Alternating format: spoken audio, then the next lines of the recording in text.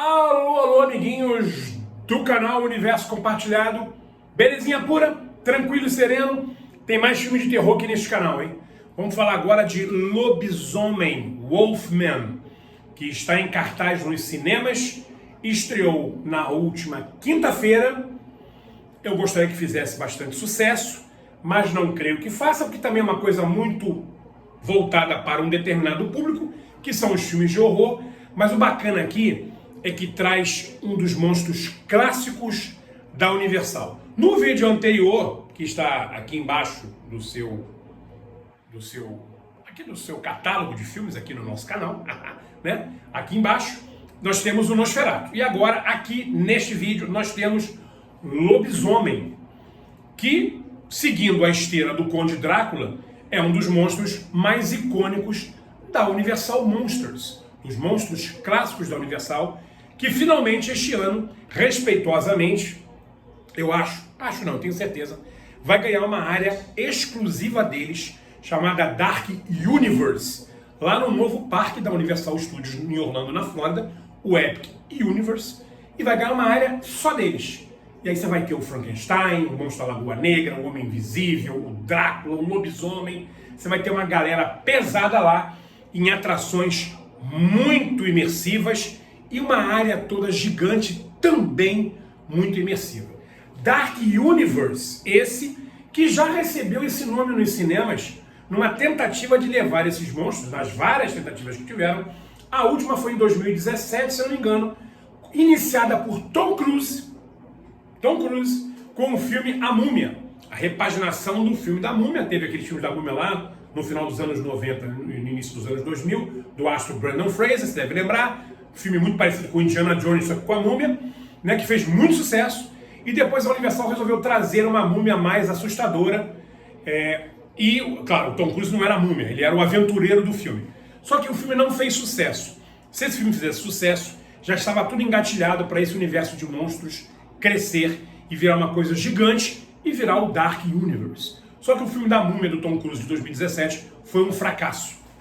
Realmente o filme não é bom, né? A Múmia não cativa, não é um personagem convincente, e o Tom Cruise aqui foi mal escolhido. É um astro muito grandioso e quem tinha que ser grandioso era a Múmia. Botaram um cara, ficou um filme Missão Impossível com Múmia, então não ficou legal.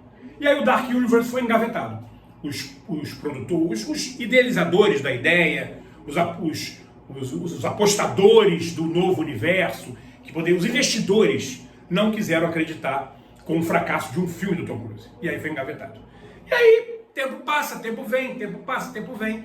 De novo resolveram trazer, estão tentando trazer para a Universal de novo, está tentando trazer esses monstros para o cinema, que parece que é fácil levar, mas, né, a impressão que dá que deve ser muito difícil, porque nunca acertam, né? E aí o diretor Leigh Whannell, junto à Blumhouse, que é um dos estúdios mais renomados do terror hoje em dia, a Blumhouse faz só filme de terror, é de lá que vem Annabelle, Invocação do Mal, Michael Myers de Halloween, Megan, esses filmes todos vêm todos da Blumhouse.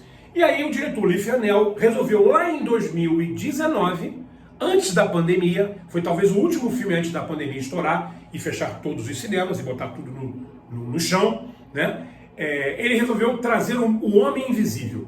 Ele trouxe o Homem Invisível, que fez um sucesso significativo, um filme excelente, tem vídeo aqui no canal, muito bom, com a atriz Elizabeth Moss, um filme ao mesmo tempo assustador, trazendo um personagem lá de 1930, 1940, super antigo, quando o cinema era mato, como eu sempre falo, preto e branco, quando esses monstros estavam lá assustando o cinema naquela época. Ele traz um Homem Invisível mais atual, nos dias de hoje. Temos uma história aqui muito boa, com um final incrível e um filme assustador. Falei, pô, agora vai. Agora, se esse diretor começar a abraçar esses monstros clássicos, nós vamos longe. Ficou aí um tempinho sem nada de filme de monstro clássico, e agora ele resolveu trazer a história do lobisomem, que é um dos personagens mais importantes desse universo, desse suposto Dark Universe. Só que assim como é um filme atual do Homem Invisível, ele quis fazer a mesma coisa aqui. Então se passa nos dias atuais. E o lobisomem aqui, ele foge um pouco à mitologia do lobisomem tradicional que a gente conhece. Da maldição. Quer dizer, a maldição aqui até existe, aquela coisa da bala de prata, aquelas coisas que circundam o universo do lobisomem, aqui não tem, né? O filme abre com a história de pai e filho, que vivem numa floresta, lá tem a casa deles, onde eles vivem, e eles são caçadores, pai e filho. O filho garotinho, o pai já é um galalau, e eles vão atrás de feras, de animais. Só que um dia eles se deparam com o lobisomem, que aqui na verdade é tratado pelos indígenas na história como a face do lobo. É uma doença, né, que se a pessoa for infectada, ela passa a adquirir formas de um animal, né? E aí os indígenas chamam de face do lobo. E na verdade o pai deste menino acaba sofrendo, a história meio que dá a entender, ela não entra em detalhes, mas dá a entender, né? O pai acaba sofrendo essa maldição da face do lobo. E aí nós temos o início da história. 30 anos vão se passar, o garotinho acaba virando um homem, um adulto, né? Constitui sua família, tem mulher e uma filha. A relação dele com a mulher não é lá essas coisas, a filha fica ali no meio entre pai e mãe, a filha se identifica mais com o pai, porque a mãe se ausenta muito da família por conta do trabalho, o pai está desempregado, ele é um escritor e tal, está desempregado e cuida da filha, então a filha se identifica mais com o pai. E aí, obviamente, essa maldição do lobo, da face do lobo, ela habita essa floresta. Ela está lá, existe um mal que está lá vivendo e quem se aproximar vai correr o risco de sofrer o mesmo mal. E aí nós temos o desenrolar da nossa história. Obviamente, isso está no trailer, isso não é spoiler, está nos trailers aí no YouTube. O pai acaba sendo ferido pelo lobo, pelo lobisomem, e ele acaba também tendo essa doença, essa infecção, e ele vai se transformando também num lobo mutante. 2 pernas, normal, como um homem, andando como um lobisomem, mas com uma super velocidade, uma super força, e vai se transformando com o decorrer do filme. Só que nós temos o outro lobisomem também, né? Que na verdade é o pai desse cara. Tá? Lembra do pai lá no início do filme? O pai dele, que é um lobisomem, já foi totalmente transformado, mora ali na floresta, e acaba ferindo o filho, e aí os dois viram lobisomem. Os dois são lobisomem no filme. Um já está totalmente formado, já está ali há muito tempo, e o outro vai se transformando com o passar do filme. E aí, obviamente, a mãe e a menina têm que se defender, têm que tentar de todas as formas sobreviver a esse grande mal nessa floresta. Esse é o plot do filme Lobisomem. Se você conhece a história do lobisomem, se você já viu alguma coisa do lobisomem, que também já povoou a imaginação de vários segmentos da cultura pop, até nos quadrinhos, livros, filmes, séries, já teve lobisomem para tudo que é lado. Alguns muito bons, outros horrorosos, né? Nos anos 80 teve até um filme chamado Bala de Prata, Silver Bullet, que foi uma sucessão nos anos 80, eu adorei esse filme. E aqui no Brasil chamou A Hora do Lobisomem, né? Não botaram como Bala de Prata, botaram como A Hora do Lobisomem para poder vender mais. Pô, um filme legal pra caramba, e o lobisomem só aparece praticamente no final, mas o filme era tenso, tinha toda aquela áurea, né, sinistra e tal. Aqui nós temos bastante lobisomem aqui, até porque nós temos 2 no filme, né? Praticamente quase o tempo todo, mas o que chama a atenção aqui são os efeitos práticos. O diretor Olivier Fernel aqui não quis muito usar aquela coisa de fundo verde, efeitos visuais e bababá, bibibi. O cara aqui quis usar efeitos práticos. Vamos fazer o nosso lobisomem com efeitos práticos, a transformação, a maquiagem, efeitos práticos. Muito como fez, ele se inspirou muito nessa parte da transformação, num clássico do horror lá de 1981, chamado Um Lobisomem Americano em Londres, que é considerado como o melhor filme de transformação de lobisomem de todos os tempos. Entendeu? Então ele se espelhou muito nesse filme Um Lobisomem Americano em Londres, que é uma comédia de terror, tá? É uma comédia, se você nunca viu, vale a pena.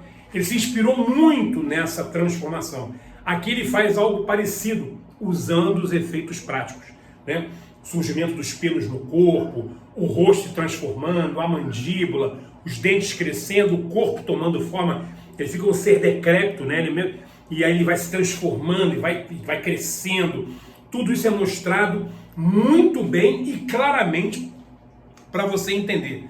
Um outro filme que o diretor aqui também se inspirou é um filme chamado The Fly, A Mosca, com o ator Jeff Goldblum, lá dos anos 80, se não me engano, 1986, que também é um filme de terror muito assustador e que ele é aquele terror corporal, chamado body horror, né? Que aqui no filme do lobisomem ele usa muito, você fica angustiado vendo a transformação, te dá nervoso ver aquela transformação. Aqui você também sente isso, na hora que os dedos dele começam a afinar e crescer, as unhas caem para surgir as unhas de animal, né, de lobo e tal, tudo é mostrado na tela e você vai se envolvendo com aquilo ali. A história é muito simples, né?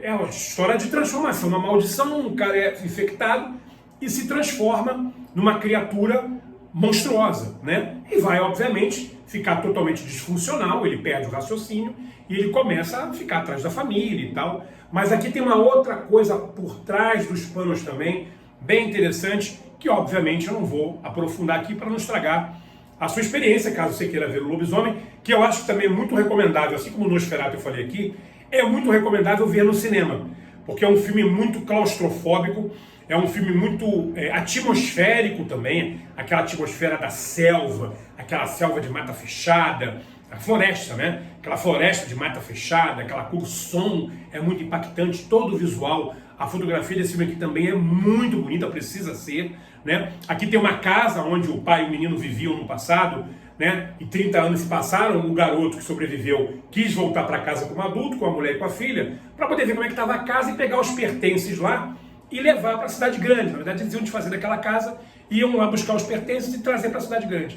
E alugaram um carro para poder trazer as tralhas e tal. Só que aí começa a acontecer tudo e eles acabam ficando presos na floresta e nessa casa também. Então, tanto a floresta quanto a casa são quase que personagens do filme também. Então é muito interessante, filme muito caprichado, filme curtinho, filme de 1h47, não tem nada de 2h30 aqui, porque não precisa.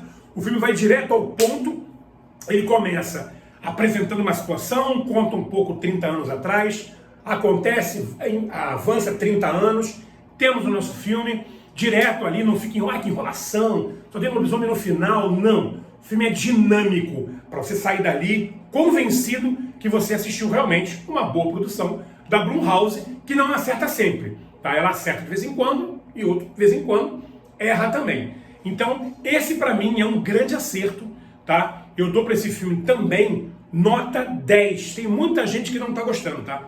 Tem muita gente aqui no YouTube, outros colegas não estão gostando muito do filme, dizendo que o roteiro é falho e tal, e que o lobisomem não é muito convincente a transformação.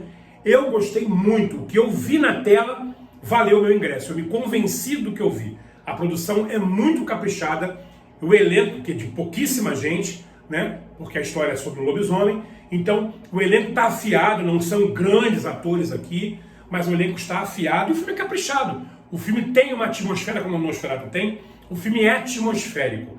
Então você se envolve. Eu gostaria muito que esse filme fizesse sucesso. Eu sei que não vai fazer muito, porque ele tem um público-alvo certinho, mas eu gostaria muito que fizesse para a Blumhouse.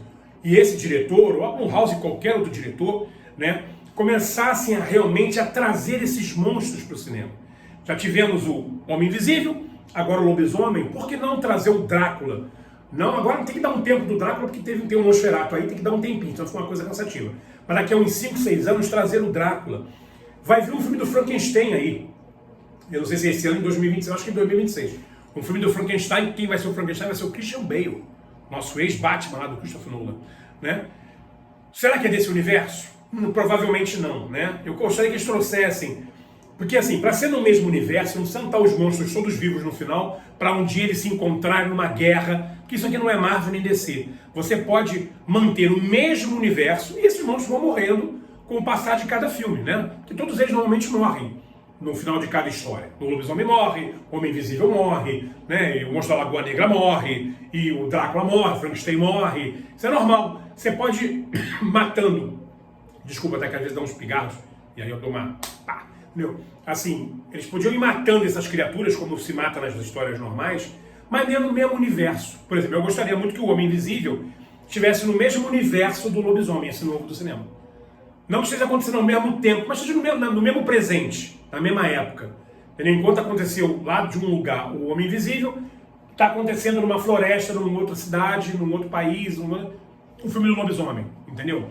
Então eu gostaria muito que isso fosse, mas eu não sei se, assim, eles não dão a entender, o diretor nunca revelou sobre isso, eu já vi algumas entrevistas do diretor, ele nunca falou sobre isso, mas eu gostaria que nós trouxéssemos aí o Monstro da Lagoa Negra, o Fantasma da Ópera, o Frankenstein, um filme do Drácula novo mais lá pra frente, a própria Múmia, né? O Médico e o Monstro, também é uma história extraordinária.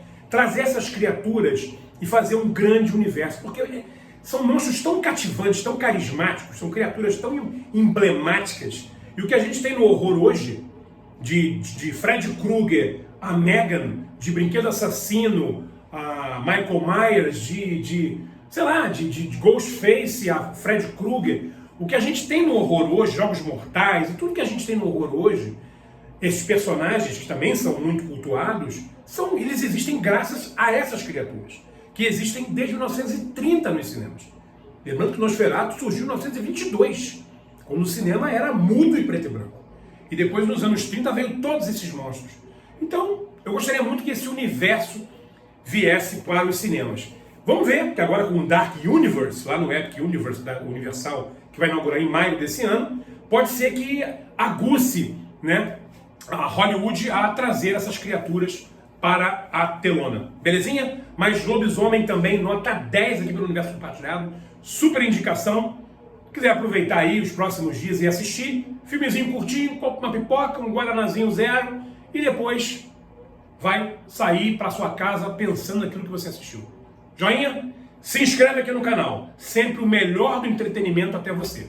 Forte abraço, boa semana e até o próximo vídeo. Saúde e paz para você e sua família. Valeu!